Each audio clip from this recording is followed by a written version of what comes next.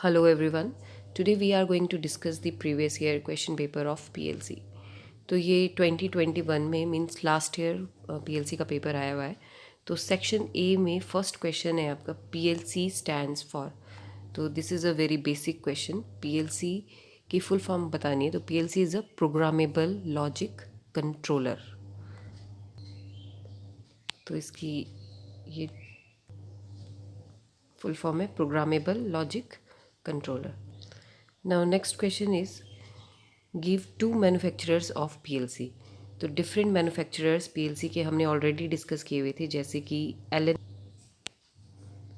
Bradley, Mitsubishi, Modicon, Siemens, Texas and ABB. ये different manufacturers हैं PLC के. तो आपसे कोई दो पूछे गए तो आप इनमें से कोई भी दो राइट कर सकते हो.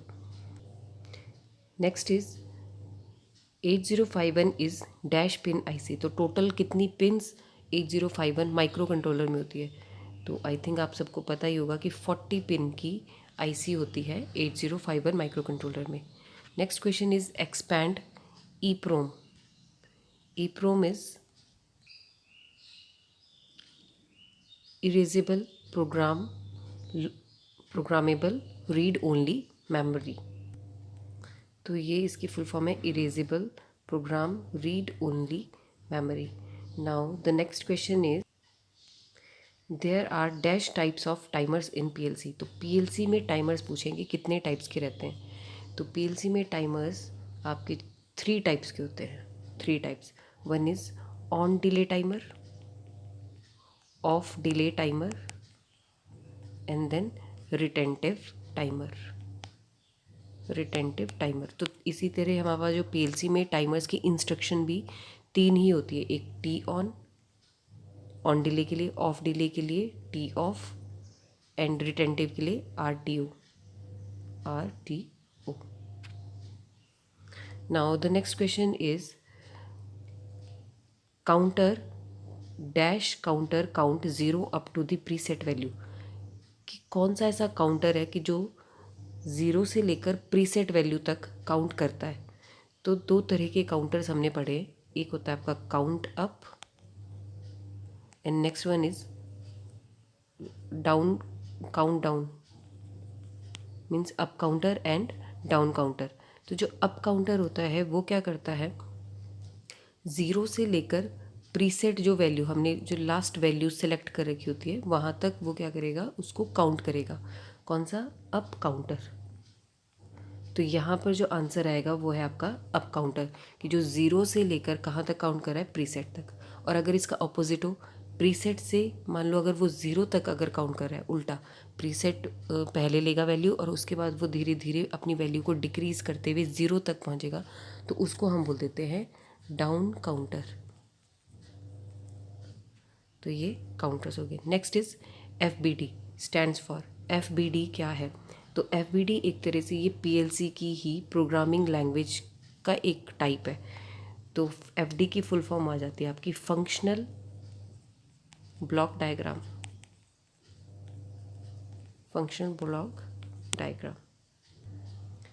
ये डिफरेंट प्रोग्रामिंग लैंग्वेज है PLC की. तो इसी में ही एक FBD भी होता है जिसको हम फंक्शनल ब्लॉक डायग्राम बोलते हैं. तो यही क्वेश्चन आपको पूछा गया था कि FBD की फुल फॉर्म क्या है. तो इसमें से और भी क्वेश्चन बन सकता है कि लाइक कि SFC की क्या फुल फॉर्म है. तो आपको पता होना चाहिए सिक्वेंशियल फंक्शन चार्ट.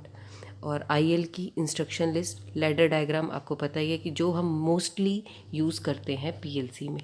तो इसके अलावा और भी ये 5-4 इसके अलावा 4 और लैंग्वेजेस है जो PLC को प्रोग्राम करने में यूज़ की जाती है. Like instruction list, sequential function chart SFC जिसको बोलते हैं, FBD functional block diagram and ST structured text. Now next question is 8051 micro controller has dash input output ports. कि कितने टोटल पोर्ट्स 8051 में होते हैं, इनपुट आउटपुट पोर्ट्स. तो 4 ports होते हैं. ठीक है, ये हमने ऑलरेडी पिन डायग्राम में देखा है. तो इस 8051 माइक्रो कंट्रोलर का pin diagram is very important, तो उसको आप ज़रूर देख लेना। तो वहाँ से डिफरेंट अगर पिन्स के बारे में इंफॉर्मेशन मान पूछी गई होगी तो आप वहाँ से इजीली बता सकते हो। लाइक अगर पूछ लिया गया आपसे कि ग्राउंड कौन सी पिन पे कनेक्टेड है, वीसीसी किस पिन नंबर पर कनेक्टेड है, तो आप वहाँ से बता सकते हो। तो सिमिलरली यहाँ पर जो पूछा गया है आपको कि इनपुट आउटपुट पोर्ट्स टोटल कितने होते हैं, 4 होते हैं। 4 कौन कौन से, P0, P1, P2 and P3, ये 4 इनपुट आउटपुट पोर्ट्स है 8051 माइक्रो कंट्रोलर के। Now the next question is instruction dash instruction copies from one list to another. मतलब कि जो एक सपोज एक कोई लोकेशन है, यहाँ से वो कॉपी कर रहा है डाटा को, यहाँ से वो दूसरी वाली लिस्ट में जाके डेटा को कॉपी कर रहा है। तो ऐसी इंस्ट्रक्शन को हम क्या कहते हैं, मतलब कौन सी ऐसी इंस्ट्रक्शन है जो कॉपी करेगा डेटा को from one location to another. तो ऐसी इंस्ट्रक्शन को हम कहते हैं data transfer instruction. Data transfer instruction. तो डिफरेंट तरह की इंस्ट्रक्शंस होती है, like data transfer instruction, branch instruction, mathematical instructions, logical instruction. तो उसी में ही एक डेटा ट्रांसफ़र इंस्ट्रक्शन आ जाती है जो क्या करेगा, डेटा को कॉपी करेगा from one location to another. तो इसका आंसर हुआ यहाँ पे 9th का data transfer instruction. Now the next question is expand SCADA. तो स्काडा की यहाँ पर आपसे फुल फॉर्म पूछी गई है। तो SCADA is a supervisory control and data acquisition. as for supervisory control and data acquisition. Now next we'll move to section B. section B में फर्स्ट क्वेश्चन है right the 2 programming language of PLC। तो अभी हमने देखी कि different programming language होती है PLC में। तो 5 टाइप की थी, एक तो ladder diagram, instruction list, sequential function chart, functional block diagram and structured text. तो ये डिफरेंट प्रोग्रामिंग लैंग्वेज है। कोई भी 2 आपको पूछी गई तो आप भी कोई भी 2 लैंग्वेजेस के नेम लिख सकते हो। फॉर एग्जांपल स्ट्रक्चर टेक्स्ट लिख दिया and one is ladder diagram, कोई भी आप इसमें मेंशन कर सकते हो। Next is what is program counter. Program counter क्या है? So the program counter is 16 bit का रजिस्टर होता है जो क्या करता है कि 16 बिट के एड्रेस को कैरी करता है। मतलब जो डेटा उसमें जाएगा, एक्चुअली में जो प्रोग्राम काउंटर होता है वो एड्रेस को कैरी करता है और वो क्या होगा आपका 16 बिट का होगा। तो इसीलिए ये 16 बिट का रजिस्टर है and it contains the address of next instruction to be executed. कि जो भी नेक्स्ट इंस्ट्रक्शन एग्जीक्यूट होनी है उसका क्या एड्रेस है वो प्रोग्राम काउंटर कैरी करता है। और जैसे ही मीन्स उसने जो नेक्स्ट इंस्ट्रक्शन है उसको एग्जीक्यूट कर दिया, उसके बाद वो ऑटोमेटिकली क्या करेगा, इंक्रीमेंट हो जाएगा 1 से और नेक्स्ट उसकी जो अगली और इंस्ट्रक्शन है उसका एड्रेस को वो कैरी करने लग जाता है। तो इनिशियल एड्रेस जो प्रोग्राम काउंटर का होता है वो होता है 000H, means 0 is the initial address for program counter. Now next question is what is ladder diagram. तो लैडर डायग्राम आपको पता है कि PLC को प्रोग्राम करने के लिए हम लैडर डायग्राम यूज़ करते हैं। तो ये लैडर डायग्राम में is a main programming method used for PLC। तो मोस्टली और मेनली हम क्या है लैडर डायग्राम को ही यूज़ करते हैं to program PLC and it is a graphical programming language. तो ग्राफिकल है, ये आपको दिख रहा है कि लैडर बन रहा है तो ग्राफिकल है ये। And it is a develop to mimic relay logic. तो जो भी रिले लॉजिक है उसी को ही एक तरह से उसी का ही रेप्लिका है, उसी को ही लिखने के लिए हमने इसको लैडर डायग्राम का यूज़ किया है। तो यहाँ से आपको एक 1 मार्क्स का और क्वेश्चन बन जाता है कि PLC को है वो जो लैडर डायग्राम हम यूज़ कर रहे हैं that is use to mimic, फिर आपको यहाँ पर डैश दे देंगे कि कौन से लॉजिक को ये मिमिक करती है। तो ये हमेशा रिले लॉजिक का ही रेप्लिका बनती है, रिले लॉजिक को ही ये बनाती है। सो इसमें अब लैडर डायग्राम में क्या होता है, हमें ये 2 तरह की वर्टिकल लाइंस होती है जिनको हम बोलते हैं रंग, और रेल। जो भी वर्टिकल लाइंस हैं उनको हम कहते हैं रेल्स एंड जो भी हॉरिजॉन्टल लाइन होगी उनको हम बोलते हैं रंग। और इन्हीं हॉरिजॉन्टल लाइंस में इनपुट और आउटपुट्स कनेक्टेड होते हैं। सपोज ये आपका नॉर्मली ओपन स्विच है, this one is normally close switch, और ये क्या है आउटपुट। तो एक रंग में बहुत सारी डिफरेंट आउटपुट्स कनेक्ट हो सकते हैं या फिर आपकी इनपुट्स क्या है कनेक्ट हो सकती हैं। Next is expand SCON and PCON. तो एसकॉन और पीकॉन की फुल फॉर्म आपको लिखनी है। तो एसकॉन क्या होता है, सीरियल कंट्रोल, ठीक है। तो एसकॉन जनरली जो सीरियल कम्युनिकेशन हम करते हैं उसके लिए यूज़ किया जाता है। स्पेशल फंक्शन रजिस्टर है एसकॉन और पीकॉन दोनों, और ये 8 बिट के होते हैं। तो एसकॉन इज़ अ सीरियल कंट्रोल और पीकॉन क्या होता है, power mode control, power mode control. तो ये भी SFR है, पीकॉन भी, एंड पीकॉन एंड एसकॉन दोनों ही 8 बिट स्पेशल फंक्शन रजिस्टर्स है। Next question is what is real time clock function in PLC। तो यहाँ से भी आपको एक 1 मार्क का क्वेश्चन बनता है कि RTC की फुल फॉर्म क्या है, what is the full form for RTC। ये बहुत बार प्रीवियस ईयर पेपर्स में आ भी चुका है। RTC की फुल फॉर्म है रियल टाइम क्लॉक। तो यहाँ पर आपसे पूछा गया है कि what is the function of RTC।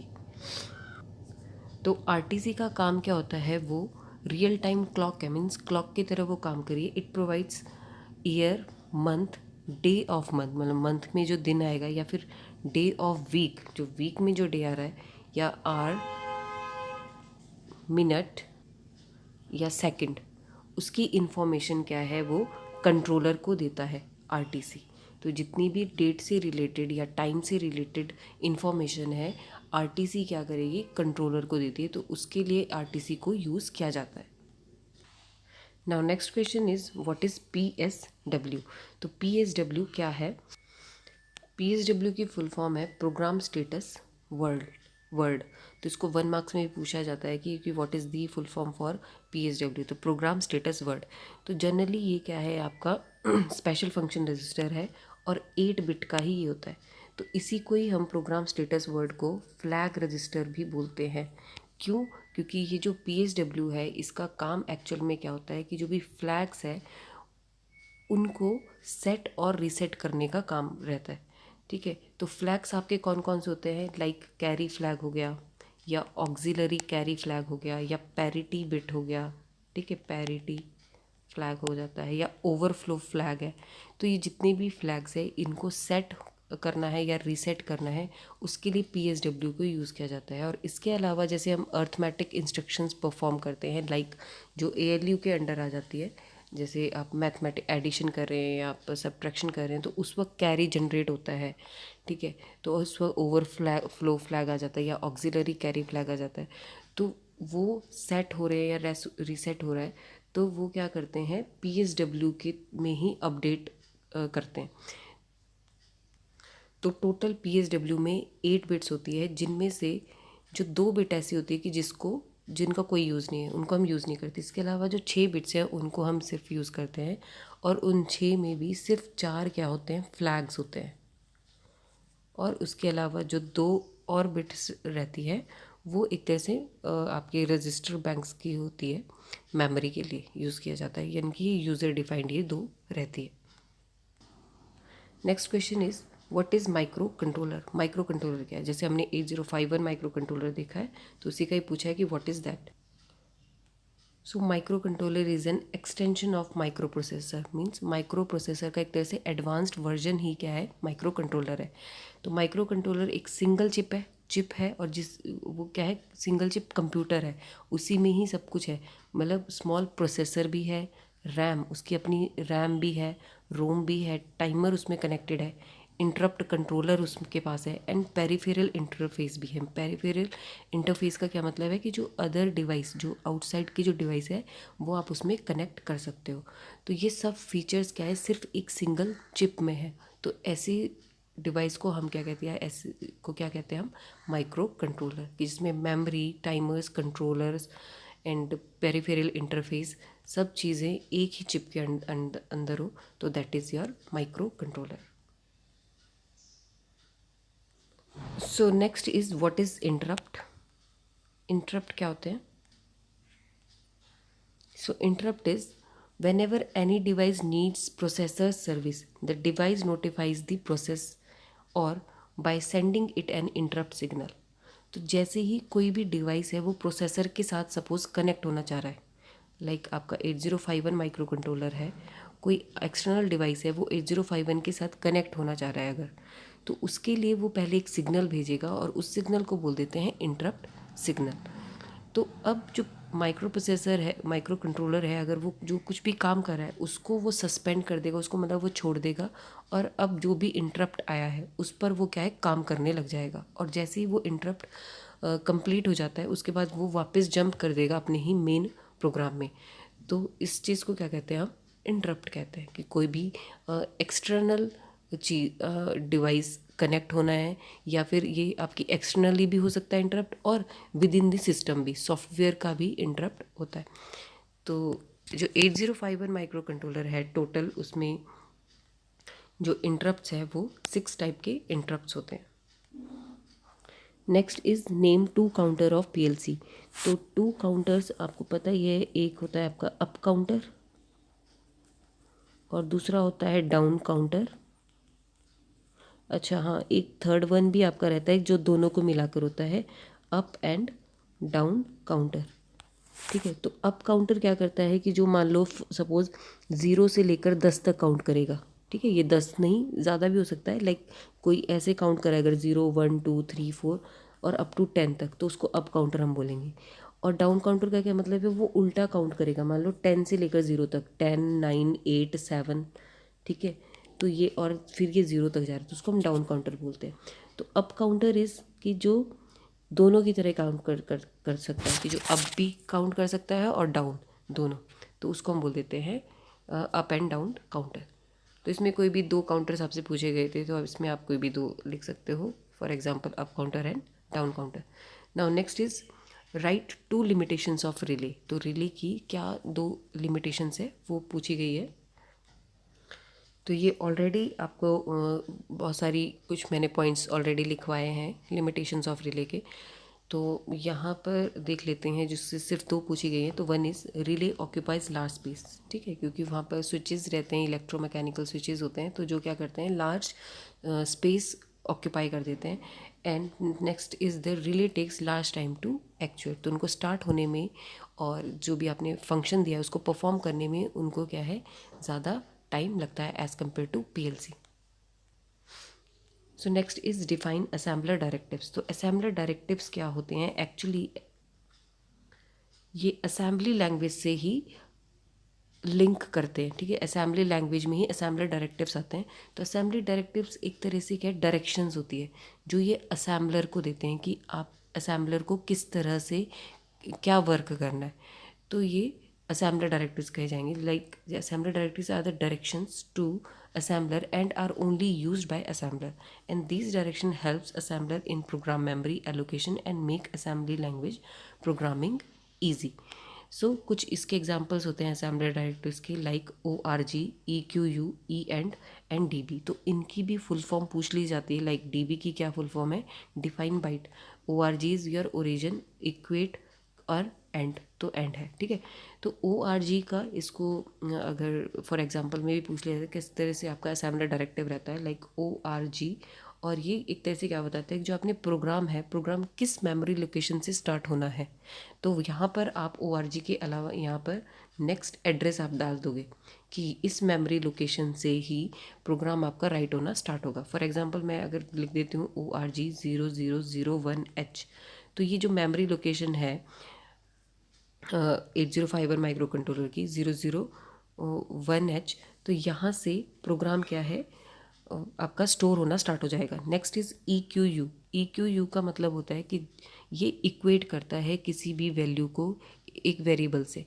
For example कोई एक वैल्यू है, उसको हम बार बार प्रोग्राम में यूज़ कर रहे हैं, तो हम उसको एक वेरिएबल असाइन कर देते हैं, एक वैल्यू असाइन कर देंगे।